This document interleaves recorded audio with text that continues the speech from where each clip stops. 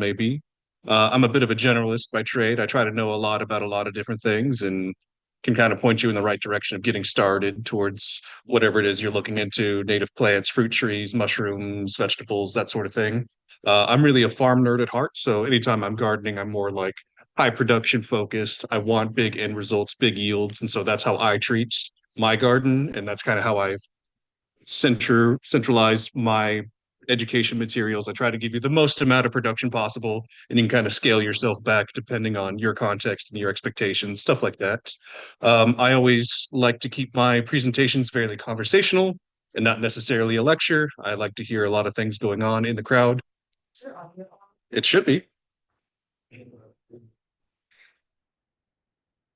Yeah, I am on. Do.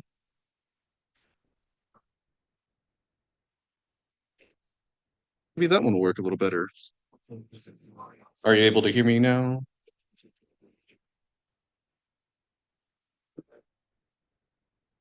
Hmm. Do. Can you hear me? Ba-ba-ba-ba-bum. Yeah, my mic's picking up just fine on my end. Okay, cool. All right, cool. So this is the Central Texas Learning Festival hosted by ACC. Big thank you to them for having us coming out today. I am one of the many leaders of the Central Texas Mycological Society, where we make it our mission to connect you to the natural world around you through the avenues and lanes of fungi and mushrooms. And today we're going to be talking about cultivation at home, how you can grow an abundance of mushrooms, either indoors or outdoors. And we'll get into the details there.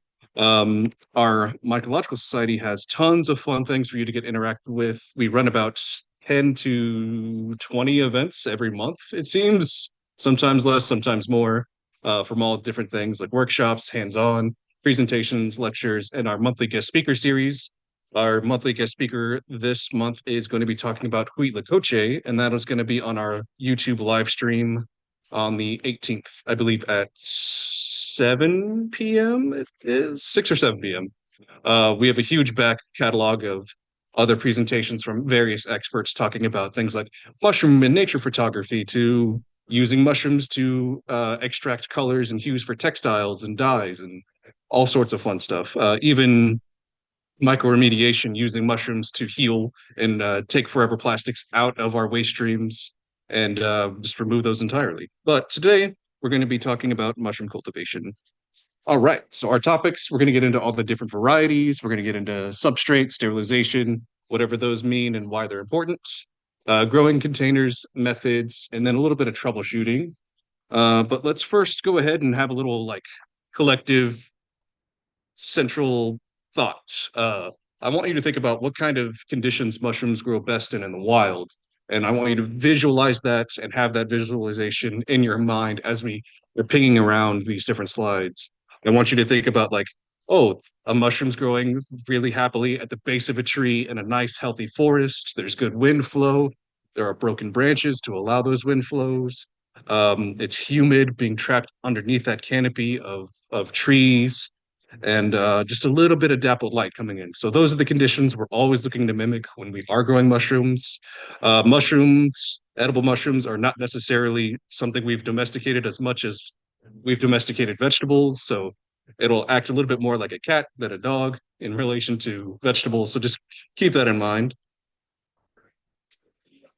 All right. Before we look at a few different types of mushrooms you can grow at home, I want you to know that there are an abundance of different varieties you can grow in different contexts for different products. So I want you to think about what do I want to eat or what do I want to consume, not what do I want to grow. I want you to think about what's on that end plate first. If you want to be growing for things like tinctures, grow towards that. But keep that plan in mind first. If you want to grow tons of wonderful stir fries, maybe go with oyster mushrooms or king trumpets, that sort of thing. If you want your own medicine, you're going to be wanting to grow reishi. And each one of these mushrooms has a slightly different preference in how they grow and how they are cultivated from one another. So just keep that in mind. These mushrooms are usually cultivated in things like grain and substrate which are things you can buy pre-sterilized. There's lots of different products you can interact with either on a local scene or online. All right. Yeah, that's all I had there. So our first variety we want to get to know is the oyster mushroom. This is sort of the premier beginner's mushroom. It's very generous and can take the most amount of like beginners' hands, being able to steal fruit and produce just fine with like uh, conditions they don't quite enjoy. All mushrooms want like a lot of humidity, a little bit of dappled light, and then really good airflow. But if you're not really on top of controlling those things, oyster mushrooms will still give you plenty of food for yourself.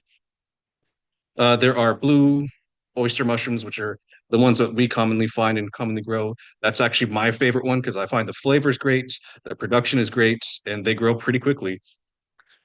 So if you are starting, I would highly encourage you to check those out. The next variety is lion's mane, which is sort of the hit kid on the block. This is the one everyone wants to grow for the medicinal benefits. Um, but it is pretty tricky. It is going to be very finicky, and it is going to show you when it is uncomfortable or not getting the right conditions. You want your lion's mane to be like a beautiful, teethy, pearly white, and very quickly, if it's not getting enough moisture or humidity or airflow, it'll start to brown, it'll start to pinken, and that's totally fine. You can definitely use that stuff, but the the lion's mane is going to be a little bit more tricky. Pia Pino is a great earthy side dish type mushroom where it is great for culinary purposes, just like that perfect butter and garlic saute kind of mushroom. Really good production with a balance between like stems and caps. All right, king trumpet mushrooms. This is a cooler weather enjoying mushroom that's going to want to be grown like 62 degrees or below. As we grow outdoors in Central Texas, that's that perfect like mid-December to mid February type mushroom. They grow really well in those ranges here in Texas. Shiitake actually likes things a little bit more arid than most of the other mushrooms, which is why you can see it here, not grown in that kind of plastic bag, which is standard for all kind of mushroom farming or indoor cultivation. You'll usually see these mushrooms growing in these bags. They're called unicorn bags, and no one's really found a better way to farm mushrooms outside of using plastic bags. That's just where we're at. And then we have reishi slash medicinal mushrooms. There's lots of other medicinal mushrooms, but I just kind of have reishi here as the most popular of the bunch. It's a pretty slow grower, and it is a very hard edible material. If you try to eat reishi right out of the bag, it'll probably break your teeth. Well, that's why we have to process it, pound it down into like a mortar and pestle, dry it out, it also adheres to whatever shape you give it. So these are typically a shelf-looking mushroom, but if you grow them in the bag, they have all these like little fingery bits popping out of it, and you can even create a mold of it and mold the mushroom to whatever you want that mushroom to look like. A lady a couple years ago made a reishi kayak. She just put everything in a nice big mold of a kayak, and it floated just fine. And it is a very hard material that'll probably outlive her grandchildren. I really want to grow one into like a crown for a Renaissance festival, but I've not gotten around to it just yet.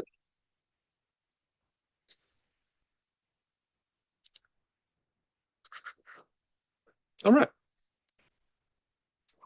All right. Chestnut mushrooms. These are a bit nuttier than a lot of the other ones, but they're still a really good flavor, a balance between like a pecan type flavor and your typical mushroom cremini type flavor. Um, and they also prefer cool temperatures. They're a little bit more tricky than the others, except for lion's mane, which I find is like the most tricky. And then the next two varieties I have here are wine caps and morels. And these aren't ones that you could typically grow on these bags or indoors. These are ones you introduce into a cultivated space with all the functioning environmental uh, nature pieces like soil, trees, all sorts of things. You really want to introduce these two into an ecosystem where they can thrive.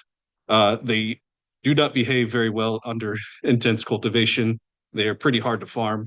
And these are something that you want to like introduce to your backyard where you put a bunch of woody material down, put this spawn down that you can either cultivate yourself from a friend that might be growing these mushrooms or buy one of these bags online for, I think they're about 15 to 20 bucks for one of these bags, and each one of these bags will cover enough to like for have a whole backyard for just one of these bags, I believe will be the recommended zone. All right. But that's all to say, there's tons of mushrooms you can grow. Each one has a different context that they thrive the most in. I want you to think about, what do I want to cook with these mushrooms? Do I want to make tinctures? Do I want to make my own powders? What do I want to do and grow towards those goals? If you're just starting out with mushrooms, I highly encourage you to check out blue oyster mushrooms first, just to cut your teeth, get to know the practice. They'll still be generous, and they have a nice, beautiful, meaty flavor, so they're usable in a lot of different things. I find that other oyster mushrooms, especially the yellow ones, they look great, but they have this like powdery anise type flavor on the end, and I find that kind of makes it difficult to slot them into any dish. I kind of use those for more like soy sauce based things, but that's just me. All right. So these are the three foundations of cultivation. If we think back to that visualization of that mushroom growing happily underneath a tree in a healthy forest, it's getting a little bit of light popping through that canopy. Wood-loving mushrooms, the ones we've been talking about so far, they do want a bit of light. If you are new to mushroom cultivation and you're thinking about, well, mushrooms grow in the dark, you're thinking of cremini mushrooms or button mushrooms or portobellos, which are genetically all the exact same mushroom, and those ones enjoy those like dark low light conditions, but these wood loving gourmet mushrooms enjoy quite a bit of light. You could use just a plant light or a fluorescent light like you see in most office buildings. These are a little more intense on your energy bill, but it all works out just fine. And I like to give them 12 hours off, 12 hours on. When it comes to mushrooms, they really want consistency. They want consistent lighting, they want consistent moisture, they want consistent fresh air exchange. So if you are trying to grow mushrooms at home and your humidity jumps to like 80 when it was at 50, and it just keeps going down, up and down like a roller coaster, your mushrooms are not going to be happy. They want good, steady 80 to 95% humidity. And I usually keep these little tiny 50-cent humidity sensors around my mushrooms. If I have my handy dandy block here, I'll just like place a humidity sensor either on top of the block, which is just fine, or like by the block, just so that I know what the ambient humidity is around this thing. All right, and then fresh air exchange. If you're growing indoors, just place this bag somewhere where there's like a ceiling fan, or you can get a small fan to be blowing air away from it. I'll try to fixture my airflow blowing that away as opposed to that away. If I have air blowing right onto the block, I might be blowing harmful fungi that can attack the substrate and try to bully my mushroom for its resources. All right. Ooh, substrate. Substrate is your mushroom's house. It's its food source and it's its water source. So we're talking a lot about humidity, and your mushrooms aren't drinking water from that humidity. The humidity is hydrating the mushroom block, which is made out of woody materials, and it is drinking some of that water from that hydrated block. Substrate gets very complicated. There's lots of different minerals, like 1 to 2% nitrogen. It's got to be pre-sterilized, ideally. It's got to be fluffy enough to allow fresh air exchange. It's got to have a pH of 5 to 6.5, and that gets really complicated. But there's plenty of things you could do to like outsource substrates. You could buy pre-sterilized substrates for whatever mushroom you are growing. And you could also just grab some materials, try to sterilize those yourself, like sawdust, straw, agricultural byproducts, seed holes, coconut fibers, logs, wood chips. And I put manure on here, but again, that is a different classification of mushrooms. There's dung loving mushrooms and there are wood loving mushrooms, and probably some in between and beyond as well. But for the most part, those are the two that we focus on when it comes to mushroom cultivation.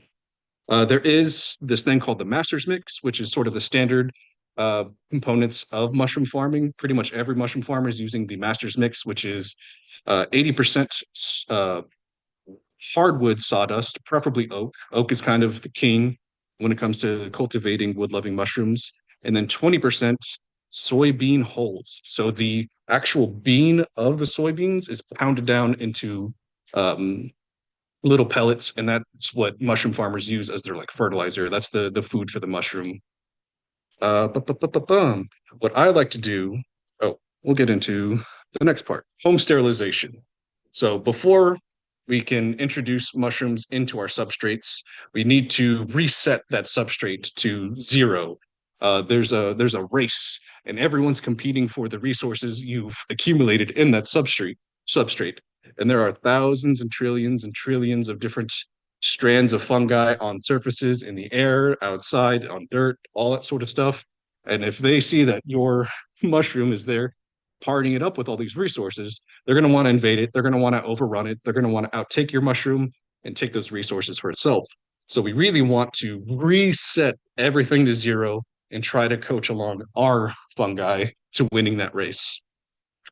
This step is for the most part not optional, but that's just my opinion.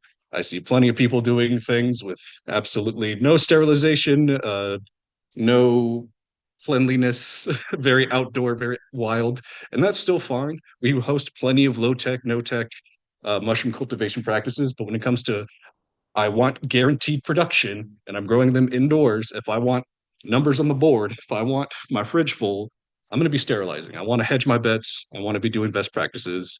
And that's not to say one is better than the other. I just have my way, and this is how I get plenty of production. All right.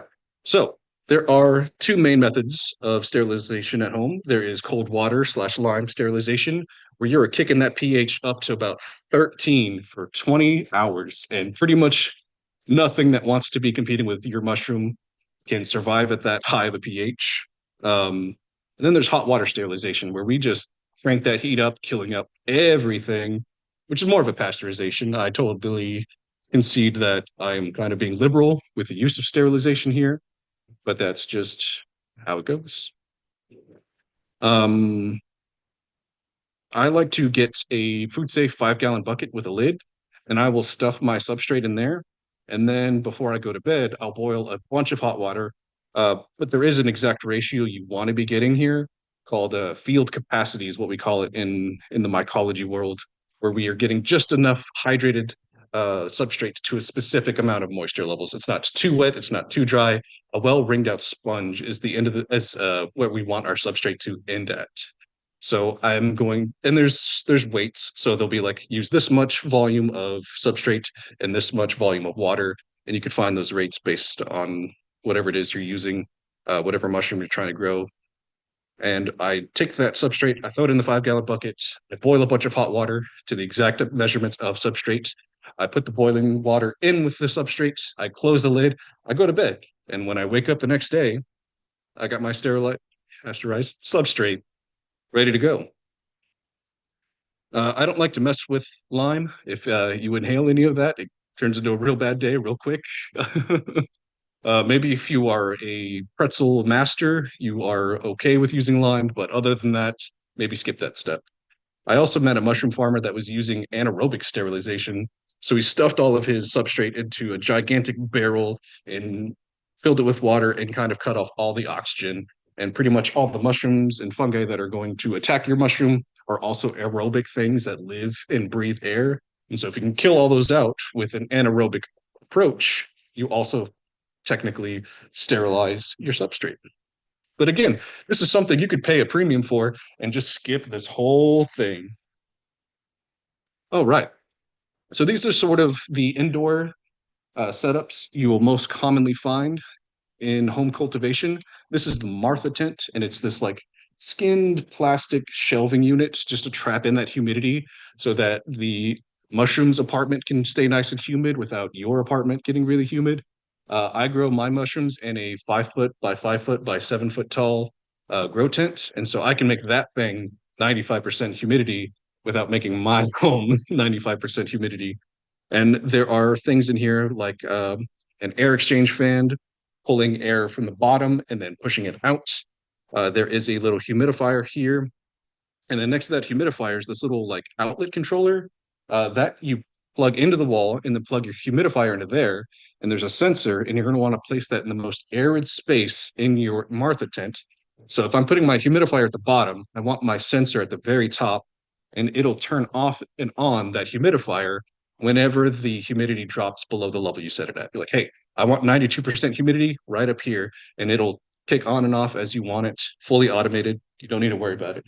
I use a lot of timers when it comes to home cultivation, indoor cultivation. If I died in my apartment and nobody found me for 2 weeks, they would found a really amazing, productive garden in my decomposing body because I'm using timers. I have my light set on to like 12 hours off, 12 hours on, and then I have my sensors for humidity all set up, ready to go. Quick question from the Zoom.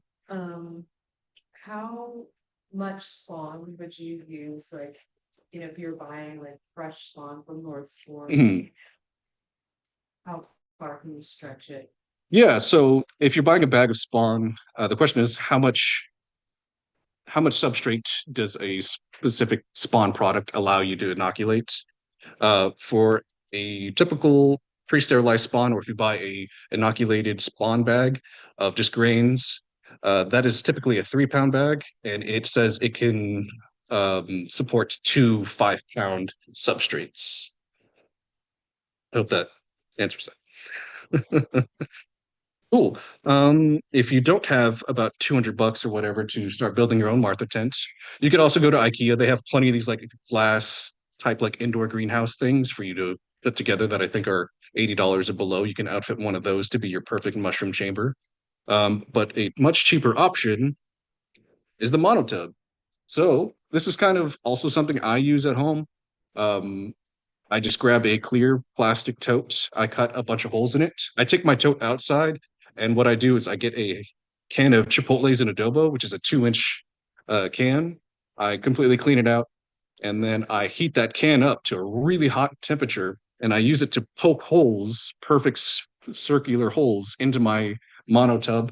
And I put these micron filters on there, these little filters that have that allow air to exchange in and out of the monotub without letting fungi into the monotub. Do that outside. Don't be burning plastic indoors. I assure you, as much of a pain in the butt as it is to clean out an empty can, heat it up outside, and poke a hole through a plastic tote. There is no better alternative. You cannot use an X-Acto knife. You cannot use scissors. You will cut yourself. You will wind up with really bad holes. The can method is just going to be the best, even though it is a big pain in the butt. You only have to do it once. Use one of the circular. Oh yeah, circular saw. Mhm. Mhm. Um, I don't like to go and get like something that says a specific humidifier. There's there's a weird phenomenon in capitalism where the same product for two different reasons can have vastly different prices. So if I'm a tennis player and I'm going to grab tennis balls, they're pretty cheap. But if I'm trying to grab tennis balls for my dog, $5 a tennis ball. And I don't understand that. So same thing works with humidifiers. I don't go to a place to buy a humidifier. I go to PetSmart and I buy a terrarium fogger for things like reptiles and toads and stuff like that. They're much cheaper and they work all the same. You could even do your own DIY bubbler thing for even cheaper if you'd like. But yeah, so what I do is I put in a little tiny battery fan into my monotub, pushing air out, not pulling air, pushing air away from my mushrooms as opposed to pushing air onto my mushrooms, which could introduce contamination. I have my terrarium fogger in there, I have my sensor in there, and I just put my mushroom block in my monotub. I have my timer on, I have my light timer on, and I just walk away and it is all good. I don't have to do there. I don't have to do anything. I just come back in like 6 to 9 days or whatever, and this giant mushroom's ready to be plucked out of here. It's fully automated, no huss, no fuss. And if you do that whole thing with all these materials, it'll maybe run you 80 bucks or so. You could probably find some discount sensors and stuff at the hydroponic store. I'm a big fan of the hydroponic store. It's like a gardener's candy land. Go check out your local hydroponic store. But yeah, that's monotubs in a nutshell. So you could also take things outside. You can be really savvy with it. You are sort of like taking more of a risk, so you might want to go higher and bigger on your approach than just one bag indoors. Because I'm kind of like hedging my bets, making sure that's all nice and safe. But if I am growing outside, if I am doing all these practices very dirty, maybe I'll go 3 or 4x the volume. But you can do things like cut some holes into a bucket and try to stuff a bunch of substrate and spawn in that. You could use hampers. We have had a bunch of workshops where it's like bring your own hamper, we'll stuff it full of straw and spawn, and in 2 or 3 weeks, you're going to be harvesting a bunch of mushrooms out of your hamper. A planter with multiple levels. Strawberry planters are perfect for growing mushrooms because they have all those little tiny holes. And mushrooms are going to try to find that light to start to produce. So you'll always find them exactly in whatever holes you're cutting out. Milk crates are great. You could also do like sheet mulching and growing mushrooms with your mulch. It's really, really cool to mulch. Cool people mulch. You should mulch. All right. And I have a few photos of what that looks like. These are all photos I took off of our Central Texas mycological sites. Definitely check out that site. We have tons of resources on growing practices, our event calendar. Definitely sign up for our newsletter. And you can see all of these mushrooms here are oyster mushrooms, and they're growing very vigorously because oyster mushrooms are kind of just known for doing that. You'll get a big, big abundance of them. We have a straw bale here, a hamper, a bucket, and a strawberry planter, all just going wild. Right. Log cultivation. So you can grow mushrooms on logs. It's usually like a 2 year turnaround process where you're prepping those logs, you're inoculating them, and that first year they're just going to be colonizing that log and taking up all those resources and getting ready to fruit, and will fruit multiple years afterwards. Starting on that second year. Uh, the first thing we want to talk about is mushroom cultivation in Central Texas is incredibly seasonal. As soon as it's higher than 80 degrees, mushrooms are gone. They are like, I'm waiting for chiller days. And we just need to be very careful with that when it comes to growing mushrooms outdoors. If you have a wonderful microclimate, if you're on like 80%, 90% shade of like trees and stuff, and it never gets hotter than like 82 on your patio, maybe you could grow mushrooms year round. Is that possible? To have an 82-degree patio in Austin, Texas? I don't think so, but maybe. It's all about just getting to assess your specific microclimate and seeing how these practices work within that. If you have a really shady foresty space in your backyard, you could maybe stack some of these up Lincoln log style and just spray them with a hose every now and then to cool them off and cultivate logs that way. The first thing you want to know when it comes to log cultivation is you got to start with a fresh cut log. If it's some firewood from 3 years ago, there's already fungi invading and colonizing that space out, and you can't just like boil that log for a day and hope for the best. You want to start with some fresh cut hardwood, not softwood, preferably oak. Oak again is always standard. All of the shiitake farmers in Japan are using fresh cut oak, and shiitake is kind of the gold standard for log cultivation. Um, you space out your holes every 46 inches onto that log, and you put in these little dowels that look like they're from IKEA, but they're inoculation pegs that you can buy online with the specific kind of mushroom you are looking to grow. And you plug in those holes with these little dowels, and then you want to seal that with a high temperature wax. I know what you're thinking. Oh, I could use some beeswax. Don't use beeswax. Because beeswax will melt at like 93 degrees, and that's like tomorrow. It'll be like you didn't use wax at all. It'll fall right off the log as soon as it's 88 or so. So use a high temperature wax to seal that in, and that just helps prevent other fungi from entering those wounds and starting to introduce themselves into that log. Um, and like I said, stack them Lincoln log style and just give them a really good hosing every day, every other day. Whenever you think that like they're drying out and could use some more moisture, just introduce a lot more to it.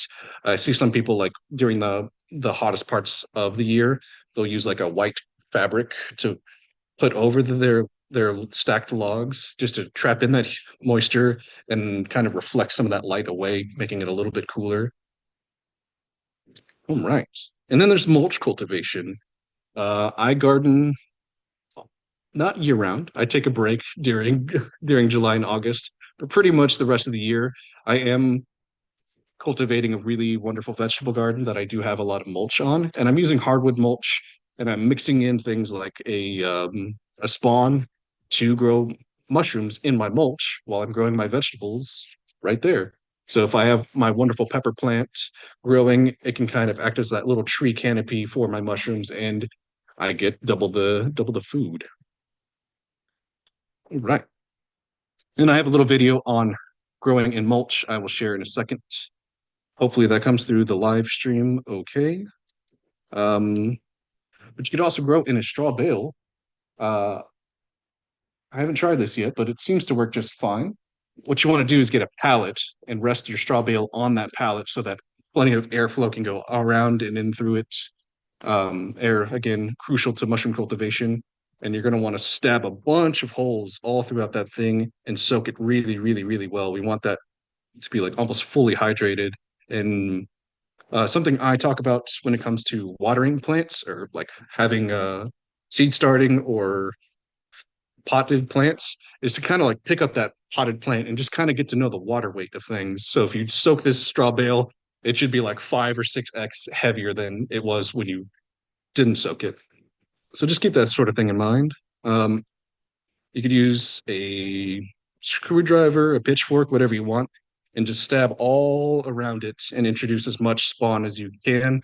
We can even use these these bags as a kind of inoculate as your grain spawn, as opposed to just getting a grain spawn product, if you so choose. Right. All right. Good airflow. Da, da, da, da, da. It'll take about 21 days, so about 3 weeks to fully colonize that straw bale and start to produce mushrooms for you. Mushrooms will typically go through like a 2 to 3 week colonization process, and then they'll start checking off a little list of boxes. Am I getting enough moisture? Is it below 80 degrees? Is it humid enough? Do I have enough food sources? Once all these boxes are checked, it's like, okay, time to fruit. And it'll look like that straw bale is doing absolutely nothing. Your friends and your partner are like, I don't know what you're doing with this thing, but it's not making any food. And it'll look like it's kind of making a fool of you. And then within 6 days, it'll go from looking like nothing is happening to a mushroom about the size of your head. Mushrooms are composed mostly of like water, so it takes a very short amount of time for it to create an entire fully harvestable mushroom. And we kind of want to approach mushroom harvesting kind of like broccoli harvesting. When you go to harvest your broccoli, you want to let it size up as much as you possibly can before it starts to break all those little florets into actual flowers. And so it's that like, I need to time this just right. And it's always going to be observational. There's no one that's going to tell you, wait 16 days after your mushroom starts heading to pluck it. We want to get it as big of a size as we can without it sporing off first. If your mushroom does go to spore, it's still going to be, for the most part, fine to eat. But I kind of liken it to a bolted lettuce or a bolted leafy plant, where as soon as your lettuce goes to put on seeds, its flavor profile is changed, and that's no longer the best eating. Same thing with mushrooms. We want them to get as big as possible without shooting out spores first. Oh, right. And there's the first round of mushrooms we'll get is called the first flush, and that'll be followed by subsequent flushes. Sometimes you'll get four, sometimes you'll get five. It just kind of is like how happy and how generous and how strong are those genetics for that mushroom and that specific run in that context. When it comes to mushroom farmers, they are looking for that first flush and only that first flush. It comes on the fastest, it's usually the biggest. And then after that, it's a law of diminishing returns. You get a little bit less, and it takes a little bit longer between each round of flushes. And the mushroom is just the reproductive portion of the fungi. It's just looking to shoot out a bunch of mushrooms, shoot out spores, and then die. Like, I'm done. I've done my reproducing. I'm ready to die. So just think about it like that. If you've gone past your like 4 or 5 flushes and it's completely spent, you can't reintroduce more nutrition to that substrate to try to continuously get that harvest over and over and over again indefinitely. And at that point, it's best to just like compost that substrate, start over again. All right. So this is my little mushroom video I found. This is 1 Yard Revolution. I really enjoy this gentleman's videos. He is out of the Chicago area, and he is on a tiny, tiny, tiny lot. I think his whole home lot is like 0.2 acres. And as you'll see, he has just like a bunch of production going with his garden. And he only gets about 6.5 hours of full direct sunlight a day, which is not a whole lot, but he's making the most of it.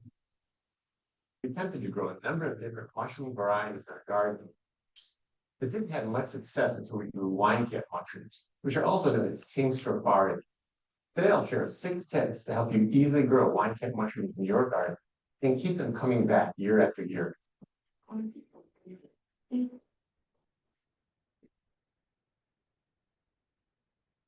Let's start by taking a look at the wine cap mushrooms we have growing in woodchip mulch here in the shade behind our hoop house.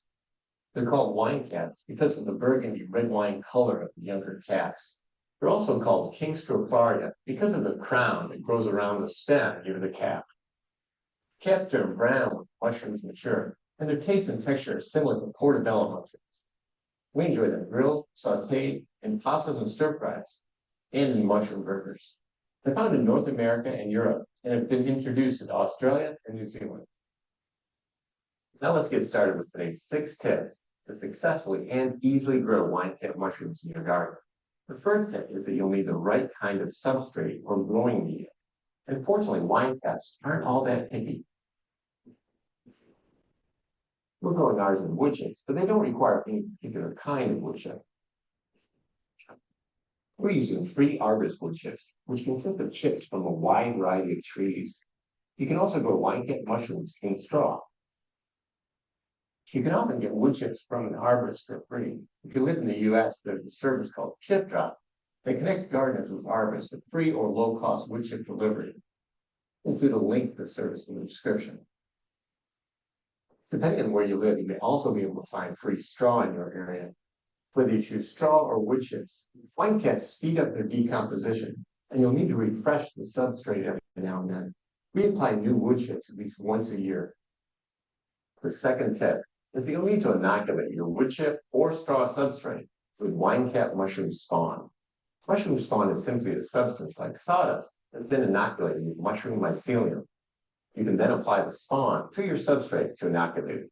We inoculated our wood chips with Stropharia sawdust wood chip spawn, purchased from fungi.com. This site is owned by mushroom guru Paul Stamets. If you inoculate in the spring, you should have your first harvest by the fall. All we did to get started is to spread wine cap mushroom spawn over the wood chips here in the shade of our blackberries. That was several years ago. Since then, the wine caps have spread all over the garden on their own to wherever there's wood chip. I'll talk more about that later. Tip number 3 is to make sure you have the right growing conditions for your wine cap mushrooms. We already talked about the fact they like to grow in wood chips and straw. They also prefer partial shade, plenty of moisture, soil temps above 50 degrees Fahrenheit, and ambient temperatures mostly in the 60s and 70s. Our wine caps pop up all over the garden, but do best in our blackberries and in the shade behind our hoop house. We get enough rain here that we usually don't have to water the substrate. But if you get less rain, make sure to water enough to keep the substrate getting bone dry between waterings. Finally, as I mentioned earlier, wine caps like a soil temperature about 50 degrees Fahrenheit and relatively cool ambient temperatures, mostly in the 60s and 70s. For us, this means we get 2 harvests each year, one starting in late spring and another starting in late summer. It's too hot midsummer for wine caps to grow. Tip number 4 will help you correctly identify wine cap mushrooms so you don't confuse them with other mushrooms growing in your garden may not be edible. Fortunately, wine caps have some unique characteristics that are fairly easy to identify. When they first emerge, they look like this. The cap is rounded and has a color similar to port wine. When they mature, the caps flatten and turn light brown. The gills on the bottom of the cap have a gray or purple-gray color, and there's a ring around the stem below the cap. It looks kind of like a king's crown. This crown is called an annulus and is the inspiration for the king in the name King Stropharia. Finally, their stems swell at the base. The 5th tip is when to harvest your wine cap mushrooms. I prefer to harvest wine caps when they're in the budding stage. I like their taste and texture best at this size. But sometimes I don't get them and harvest them when they're the size of a medium portobello mushroom. They still taste good at this size, but I wouldn't want to wait much longer. Wine caps grow very fast and can get very large. But when they do, their texture and taste isn't as good. Finally, tip number 6 is to not harvest all of your mushrooms. Instead, let some grow to full maturity and decompose. These mushrooms will develop and release spores. Some of these spores will be blown around the garden, and hopefully they'll knock other areas where you have wood chips and straw. This way you'll have mushrooms year after year without having to buy more mushroom spawn. So if you'd like to grow mushrooms in your garden, wine caps are a great choice. They're easy to grow, easy to identify, and taste great. Follow these 6 tips, and you'll be well on your way to growing wine cap mushrooms in your garden. Cool. So again, that's One Yard Revolution. Highly encourage you to check out his channel, especially if you're trying to garden like affordably and be a little savvy. He's got tons of resources on building raised beds, little hoop houses, stuff like that, and like using local abundant resources. I'll go ahead and pull up where I like to grab all of my mushroom products. Do we want to answer some questions while we're perusing? Yeah, someone on YouTube asked, about, kind of safety when growing indoors. Yeah, so I don't try to grow too many mushrooms indoors. If I'm trying to farm mushrooms, I better not do it in my apartment. That will be way too high of a capacity of spore load. And I try to have my mushrooms growing like close to my back patio as opposed to right next to my bedroom. So if I had a bunch of mushroom blocks next to my bed, I'd be in trouble if I have like 70 or 80 blocks of mushrooms growing in my apartment. That's that like way too much spore load for my lungs to withstand. But if you're just growing 2 or 3 of these, you'll be just fine. Especially if you like get to know that relationship and harvest them before they start shooting out spores everywhere. My partner doesn't enjoy it when there's a bunch of spores on the floor or the cats come by. So just be aware of those things. At some point, it does become too much, but it's really hard to get to that point. Yeah, they do have those tents. Mhm. Seeing some, those indoors. Yeah. Cool. Any other questions? The mushrooms. Yeah, so I believe so. there are. There- There's a parasitic mushroom. Forget the name of it, but it's not. It's that really like wispy, like spongy looking one. I forget the name of it, but there is a really delicious parasitic mushroom that like you start to grow a different mushroom, a different edible mushroom, and it comes in and invades that space, and then you grow that one out as you would tend to. But for the most part, yeah, I believe they're all saprotropic. As far as the ones that we try to eat. Ba, ba, ba, ba, ba. Did they take off the chicken of the woods on here, or is that just under a different place? Anyway, this is North Spore Mycology. These folks are out of the Pacific Northwest, and I really enjoy all their products. They have plenty of grow kits, stuff like that, monotubs, grow chambers.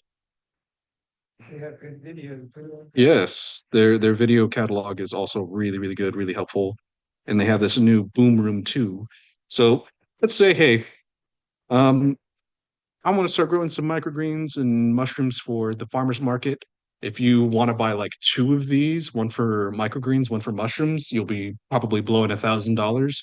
But within like 6 months the at like selling these at markets and stuff like that, you'll make that money back, and you could have like a little passive income. Especially with the boom room too. It just comes with everything you need, and there's even a really wonderful YouTube video on how to set this whole thing up. Really big fan of their products, and we gave one away at last year's Texas Mushroom Conference, which is coming up. Check it out. Anyway, back to what we were doing.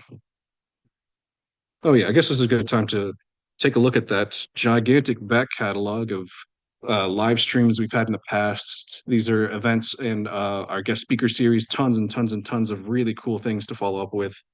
Definitely take a look. Whoop.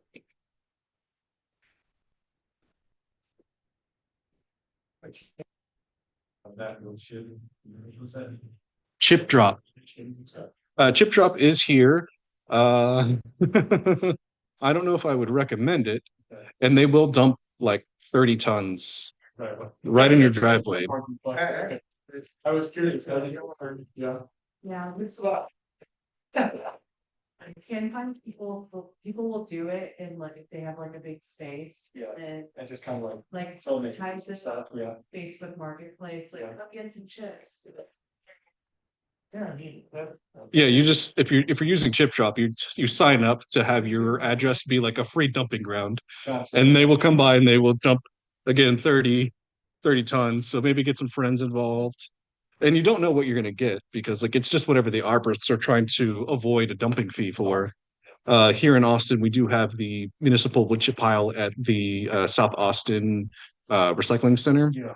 So it's this gigantic mound of wood chips. And what I like to do is if I'm going there, I will dig into the core of that, which is already starting to decompose in like compost, and it'll be like 130 degrees or whatever in the core of that. And all of those chips are already partially decomposing.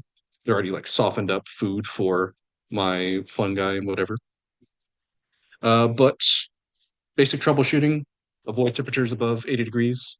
I always try to use a clean and sterile environment when it comes to doing any sort of like transfers to things. If I'm done growing mushrooms in my monotub, I will completely clean that thing out, clean out my fan, clean out my humidifier, and reset with fully clean equipment, clean surfaces, that sort of thing. That really helps avoid contamination, especially when growing indoors. A lot of people are like, well, if I'm growing outdoors, I'm just going to try to do things wildly. I want the mushrooms to just grow without needing to be sterilized or babied or whatever. And that can work just fine, but you are just like really rolling the dice. So just kind of go bigger if you are trying to go outdoors and less chemical sterilization and stuff like that. And be sure to have enough air exchange. If you see really leggy mushrooms, it's mostly because there isn't enough airflow in there. I have a block here from our mushroom block recycling program, and you can see that there are these teeny tiny little mushrooms starting to grow on the surface, and we call that pinning in the business. And so that means this mushroom is starting to produce that cycle of mushrooms. And I just really want to be attentive about making sure this thing is well taken care of. I'll get a spray bottle and I'll put the nozzle in here and I will just spray this bag up to high heck, making sure that this bag is nice and humid. If I see some like some liquid collecting at the bottom of the bag, that means the block has already been like hydrated enough and I don't need to continue spraying. Um, so just keep a look at that. And especially if you are using our mushroom block recycling program, maybe pour this out before you get on the road. We don't want to introduce this stuff into your back seat any more than you do. But our mushroom block recycling program is a big part of our society's outreach. We work with the mushroom farms that are throwing out these perfectly fruiting blocks after the first flush, and that's where we come along. We rescue those out of the waste stream.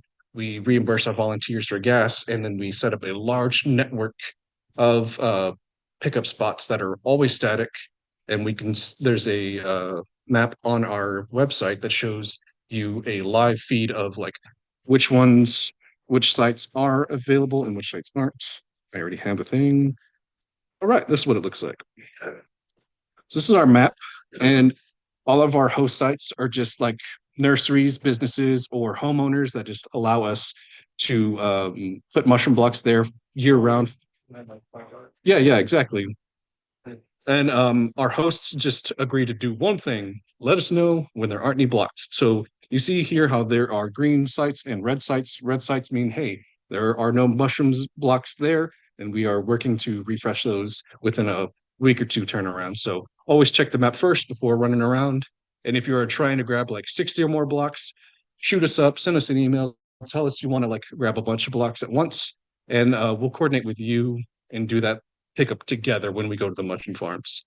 Don't bother the mushroom farms for block pickups because they are really tired of randos just blowing up their phone, their email, stuff like that. So go through us and we'll do that thing together. All right.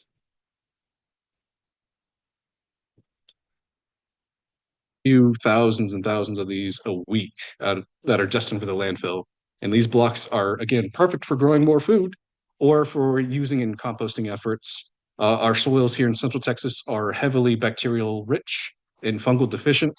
And we want more of like a 50-50 balance when it comes to cultivating pretty much anything humans like to cultivate.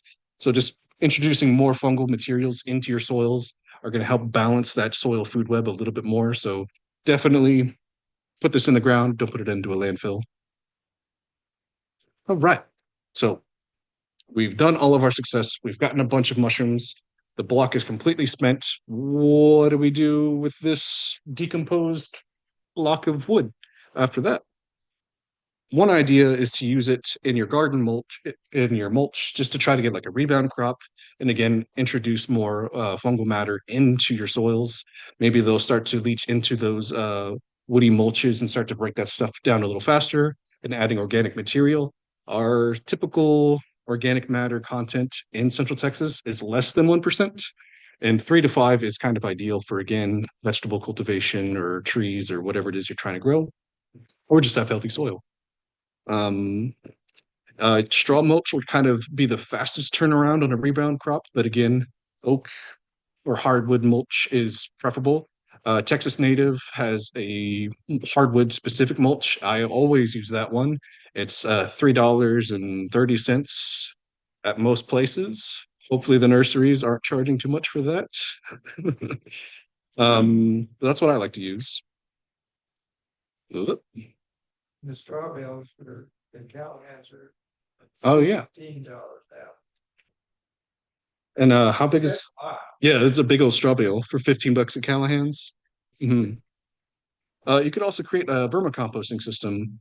Um, you could just make a tub for worms. You could take some totes, make a little worm bin, and use all these broken up blocks as sort of their initial bedding and some of their food source, and get that high uh, nutrient dense vermicompost.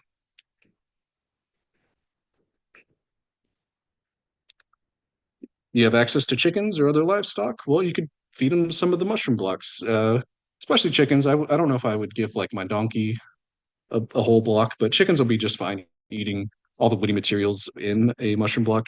And if you chop up one of these blocks, or if you're breaking it up into your garden, you'll notice that your hands smell like you've been like chopping mushrooms for 2 hours. So it's all the same. All right. And you could also use it as a really low intensity organic fertilizer. General NPK values on a spent block vary wildly. So the closest approximation I can give you is like a 0.025, 0.025, 0.025. So really light, really just there to increase organic matter. But there is some slight NPK values for your spent mushroom block.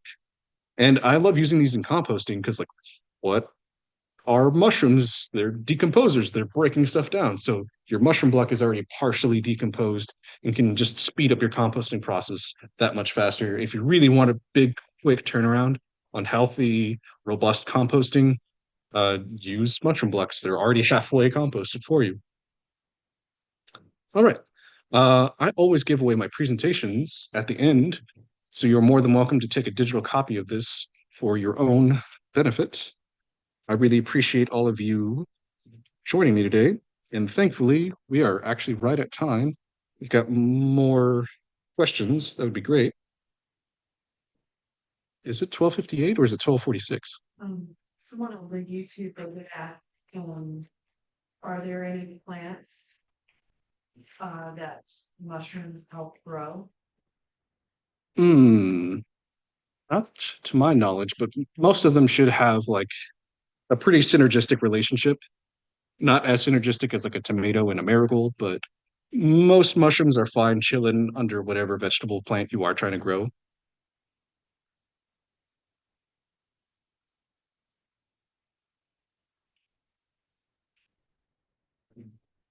So when you're growing outside, is there horizontal gene transfer? Also like that treated in the yes, speed of tracking with us. I mean, because I've heard a lot of people who, you know, go foraging, but they don't eat the food because they trust what soil or like metal, you get metals or plastics and such. Right. So Just a bigger concern when you're growing outdoors. Would you recommend you growing in a, you know, not on the ground rather than in a raised bed or Highland wood chips or whatever? yeah, so the question is regarding like possible contaminations growing outdoors when it comes to like heavy metals or pollutants that might be ingested? Um, that is a great question. It's definitely a consume at your own risk. There's a lot of lead that a lot of older folks buried in the ground that I dig out in when I'm building like garden beds and stuff like that. So it's just something to be aware of. And a lot of that stuff can be pulled right into your mushrooms. Like we use edible mushrooms for like bioremediation, taking forever plastics out of the soils and waters. I wouldn't eat that mushroom. Say that. Do with this, with the pretty bottom. No, I'm not sure what the leaders of like the bioremediation field do with those things. My guess is some sort of like maybe composting, maybe discarding them, maybe incinerating them. Cool. Anything else? I'm curious if you had, uh, like mulching, or chips that, I'm on for probably about a quarter of a year. Mhm. And it seems like I've maybe in the past few years gone maybe a little overboard on mulching, and it just feels a little daunting to like take that on every year. Yeah. So I'm curious if there's, I don't know if I'm asking the question the right way, but just like a little more focused approach, I guess, I do mostly native plants. But I'd like to start a little more gardening. So I'm curious, do I need to just start replacing some of those spots with like raised beds? Is that the way to go? Uh, 'Cause yeah, I think right now it's just like, oh, there's empty space between plants. Let's just throw a bunch of mulch on it. I don't know if that's approach. It's helping with certain things, but maybe not with everything. Something to check in on is like what is your soil organic matter content, and if you are growing in ground, definitely get a soil test or questions regarding like what can I do with mulch? Is there too much mulch? Can I use raised beds instead of like just mulching empty spaces? You could definitely utilize like mushrooms to grow food there. And I like to mix in like a little bit of gypsum. I like to get some extra like soybean hulls that I buy from a pelleted online vendor, and I'll mix in my substrate with that just to try to give my mushrooms like as much abundant food sources to get the most amount of mushroom output harvest.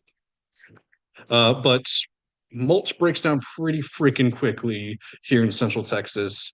I got pretty tired of remulching my gardens for like 6 years straight. I just started using pine straw so that it doesn't break down, but it still gives me that like mulchy benefit. But if you have like really high organic matter from all that mulch breaking down over years and years and years, you could switch to something else and you've already reaped all those benefits that you could from mulching. 5 to 6 inches of mulch is kind of like the ideal, but it's never really the accomplished ideal. It's sort of like the best recommendation in a vacuum is to have like 5 to 6 inches of mulch, but in reality, you're going to be much closer to like 2 to 3. Uh, but also maybe get to know the arborist community, and maybe you'll find the one guy in town working on only oak. He's got his oak wilt certification, and he can bring you the primo mulch as opposed to just like more junipers and palms and stuff you might not want decaying in the yard. Cool. Well, thank y'all so much for joining us. Angel, unless we had anything else, I think we're good to go. I don't see anything else. Thank you. That's it. Thank you.